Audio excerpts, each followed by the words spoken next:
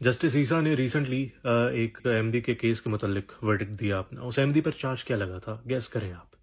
तबलीग। उन्होंने ये वर्डिक्ट दिया कि आर्टिकल 20 के मुताबिक हर पाकिस्तानी शहरी का हक है कि वो तबलीग कर सकता है, वो प्रीच अपना मजहब कर सकता है। इस वर्डिक्ट पर मौलवियों की तो हट गई। बहरहाल आप इस मौलाना साहब की सुने।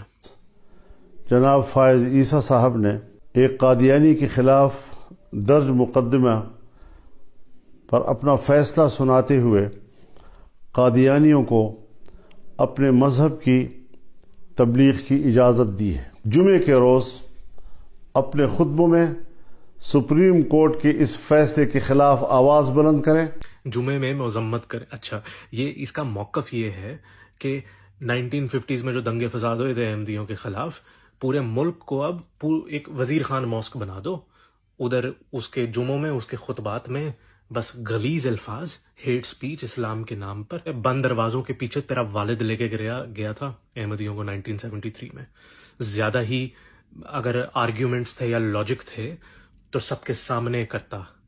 बंद दरवाज़ों के पीछे जाकर भी रिपोर्ट है नेशनल असम्बली की, उसमें भी तेरे वालिद के पास कोई आर्ग्यूमेंट्स नहीं थे जब काउंटर क्वेश्चन करते थे। तो मौका जहां तक है, मौका तुझे भी मिला था, तेरे वालिद को भी मिला था। तो शरीयत की बात करता है तू आशिकाने रसूल की बात करता है, तू उस रसूल को मानता है जो अपनी मस्जिद में, अपनी बनाई हुई मस्जिद में ईसाइयों को कहता है कि हाँ करो इबादत। हालांकि कुरान कहता है कि शिर्क वो है जो मैं कभी माफ नहीं करूंगा। अल्लाह का हुक्म है ये।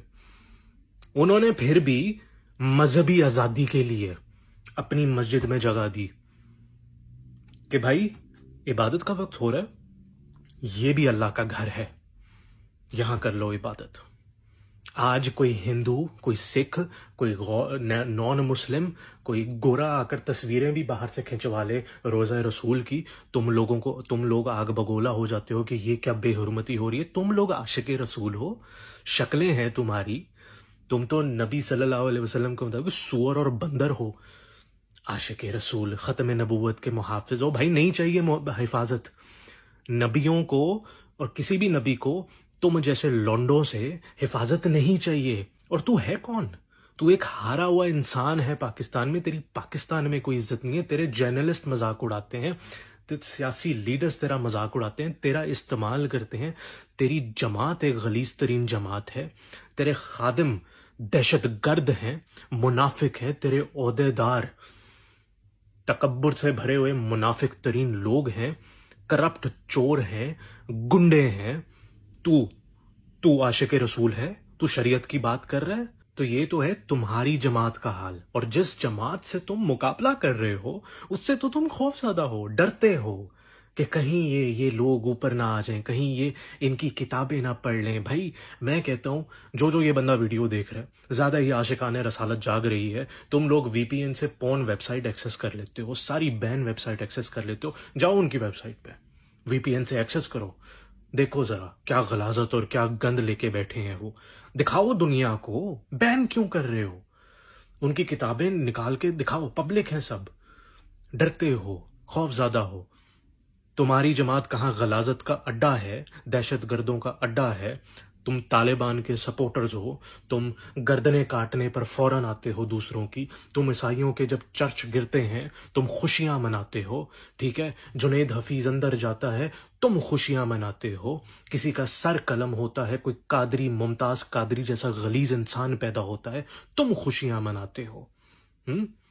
तो किस जमात? वो जमात, उसकी भी मैं ब्रीफ हिस्ट्री बता देता हूं। तुम लोगों ने क्या पैदा किया है? मुफ्ती महमूद, वो मुनाफिक इंसान, हाँ क्या? और क्या? बुखारी, मौदूदी, ये गुंडे पैदा किए हैं तुम लोगों ने। क्या किया इन्होंने मुल्क का? चलो आ जाते हैं अहमदियों की जमात पर, आ जाते हैं। उन्होंने क्या किया?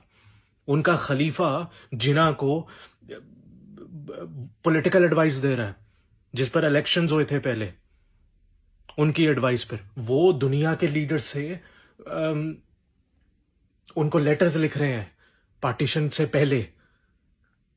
अब्दुल सलाम जैसा अजीम तरीन इंसान दिया उसने, उस जमात ने। जफरुल्लाह खान जैसा लीडर दिया है, first chief of air force Ahmadi تھا، ملک اختر حسین جنرل جو کشمیر فتح کرنے لگ گیا تھا، جو اتنی قریب تھی جیت، لیکن تم لوگوں کی سیاست کی وجہ سے اس کو ہٹا دیا تھا۔ اور بھی میں بہت زیادہ گنتی کروا سکتا ہوں۔ تو تم لوگوں نے کیا پیدا کی ہے؟ کیا خدمت کر دی تم لوگوں نے سوسائٹی کی؟ کچھ بھی نہیں، نتھنگ۔ گنڈے ہو تم لوگ۔